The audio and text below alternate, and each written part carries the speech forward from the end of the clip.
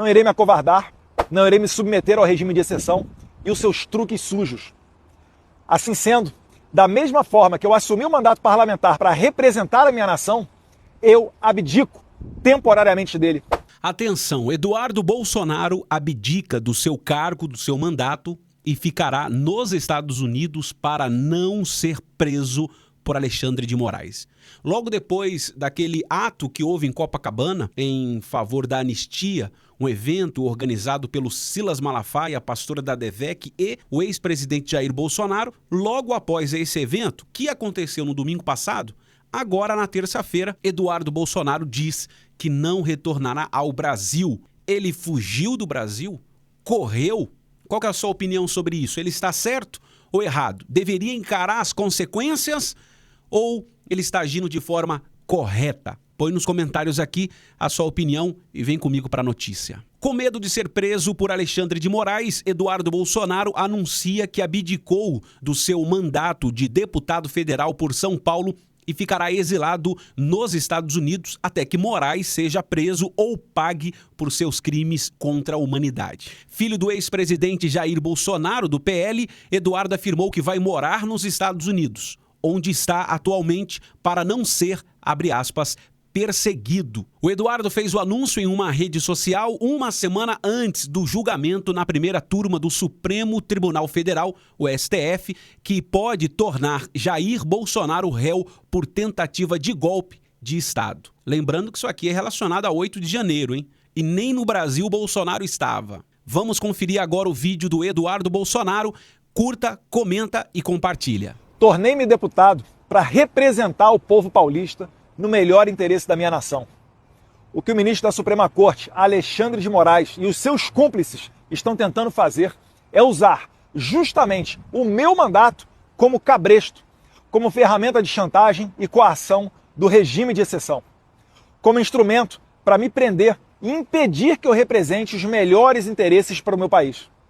Seria mais confortável ficar quieto, recebendo um excelente salário e fingindo defender os paulistas e meus irmãos brasileiros do que enfrentar esse sistema covarde e desumano. Mas eu não aceitei esse chamado para ter conforto ou comodidade. Eu aceitei esse chamado para defender os valores da nossa civilização. Aceitei essa vocação como um compromisso não só com a minha família e a minha nação, mas como uma aliança com Deus, um voto de lealdade que apenas um homem com caráter e fé pode entender. Não irei me acovardar, não irei me submeter ao regime de exceção e os seus truques sujos. Assim sendo, da mesma forma que eu assumi o mandato parlamentar para representar a minha nação, eu abdico temporariamente dele, para seguir bem representando esses milhões de irmãos de pátria que me incumbiram dessa nobre missão.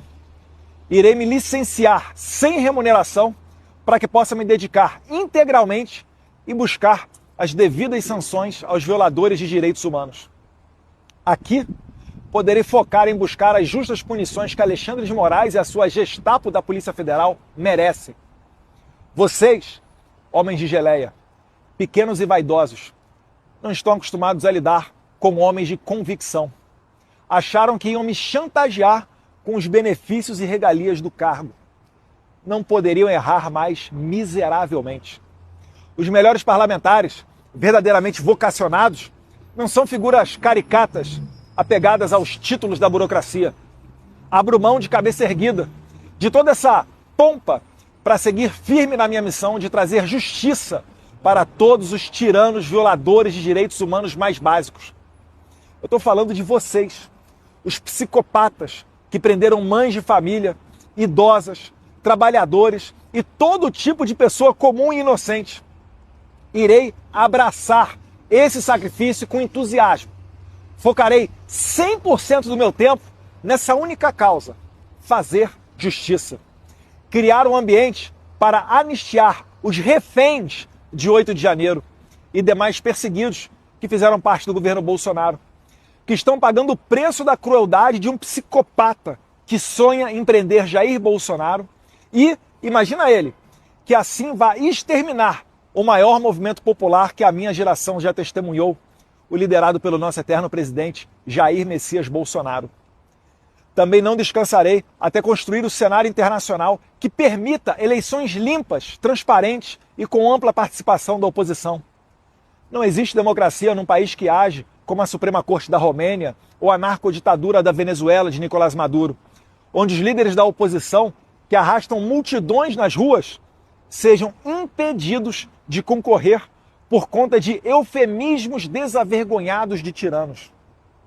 Ressalto que a minha posição de deputado federal, ainda mais tendo sido o mais votado de toda a história do Brasil, bem como filho do presidente mais popular da história recente do país, me facilitava sim a abertura de portas internacionais.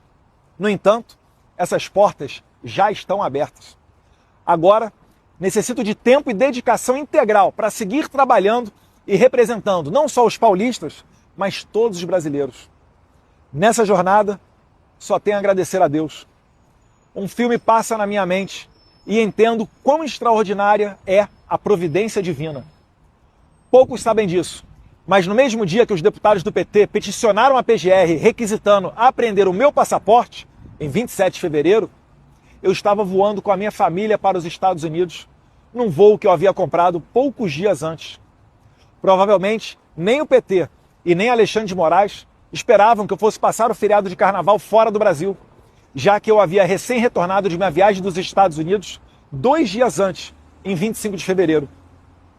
Eu não tenho nenhuma dúvida que Deus, em sua infinita sabedoria e bondade, protegeu a mim e a minha família, para que a minha missão de trazer justiça não fosse interrompida por esquemas e planinhos dos canalhas de ocasião.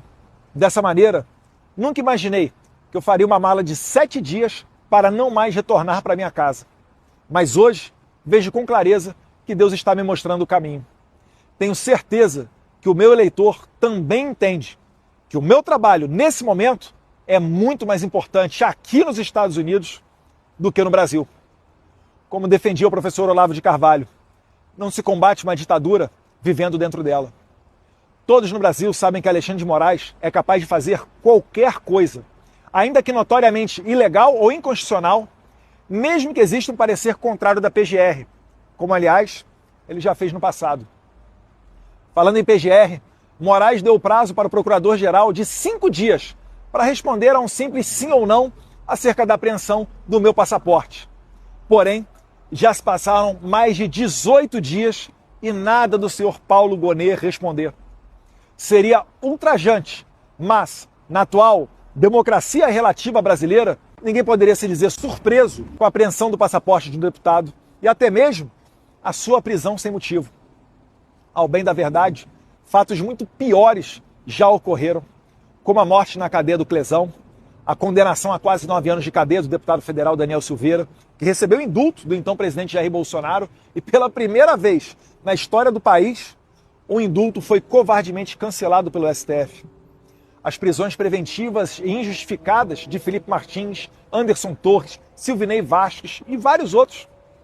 Assim como as condenações a até 17 anos de prisão de senhorinhas como Iracina Gosch, de 71 anos de idade, ou a cabeleireira e mãe Débora Rodrigues dos Santos, presa por ter escrito de batom numa estátua a mesma frase dita pelo ministro do STF, Luiz Roberto Barroso, abre aspas, perdeu mané, fecha aspas.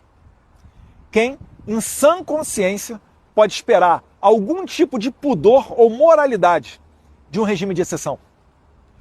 Como alguém pode esperar a justiça vinda de um pedido para prender o meu passaporte feita por deputados do PT e encaminhado diretamente para as mãos do Alexandre de Moraes sem sorteio ou distribuição? Ou seja, serei julgado por um inimigo declarado, pela mesma pessoa que eu tenho denunciado aqui no exterior. Serei julgado, de acordo com o juiz Marco Antônio, assessor de Moraes, pelo cara que quer me pegar de qualquer forma.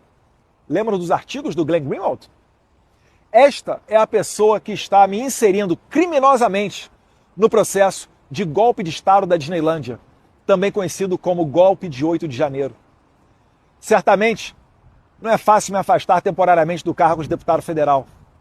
Não é fácil saber que o meu pai pode ser injustamente preso e talvez eu jamais tenha a chance de reencontrá-lo pessoalmente de novo. Não tenho dúvida que o plano dos nossos inimigos é encarcerá-lo para assassiná-lo na prisão ou deixá-lo lá perpetuamente, assim como aconteceria com Donald Trump, caso não tivesse sido reeleito agora em 2024. Contudo, a vida é feita de decisões e sacrifícios. Se esse é o plano de Deus para a minha vida, entrego-me de corpo e alma, para que eu possa ser um instrumento de sua vontade, para que eu possa ser mais útil na libertação do meu país, para que eu possa parar a sanha totalitária de um psicopata sem limites. Sim, eu aceito esse sacrifício com honra. Vou morar longe dos meus amigos, dos meus familiares, da minha pátria, mas não descansarei até que a justiça seja feita e a minha nação seja libertada. Se Alexandre de Moraes quer apreender o meu passaporte, ou mesmo me prender, para que eu não possa mais denunciar os seus crimes nos Estados Unidos, então é justamente aqui que eu vou ficar e trabalhar mais do que nunca. Alexandre, a minha meta de vida será fazer você pagar por toda a sua crueldade com pessoas inocentes. Estarei focado integralmente nesse objetivo.